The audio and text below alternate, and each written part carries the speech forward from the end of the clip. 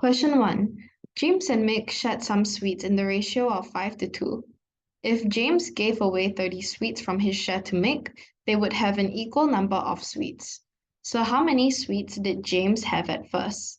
So let's write this out. We know that at first, James and Mick had some sweets in the ratio of 5 to 2. And we know that in the end, they had an equal number of sweets, which means that the ratio of James to Mick would be 1 to 1. And we realize that this is actually an identical total question because James gave his sweets to Mick, which means that the sum of sweets James and Mick had will be the same in the beginning and in the end. So let's add one more column, which is James plus Mick. So James plus Mick for the blue ratio would give us 5 plus 2, which is 7, and the red ratio would give us 1 plus 1, which is 2. So since these two variables are identical, we need to make their number of units the same. So between 7 and 2, their common multiple is 14. So how do we get 14 from 7? We multiply it by 2. So we have to multiply the blue ratio by 2.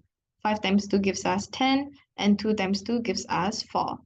And now we do the same for the red ratio. To get 14 from 2, we must multiply it by 7. So we do the same for the rest of the ratio. 1 times 7 gives us 7, and 1 times 7 also gives us 7. Okay, so we know that James gave away 30 sweets. So let's find the number of units James lost, which is 10 units minus 7 units. And this would represent 30. So 3 units represents 30 sweets. So now we can find the value of 1 unit, which is 30 divided by 3, and that gives us 10. So we want to find how many sweets James had at first. So number of sweets James had at first.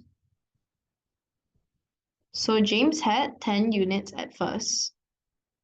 So 10 unit represents 10 times 10, which gives us 100. So this is your final answer.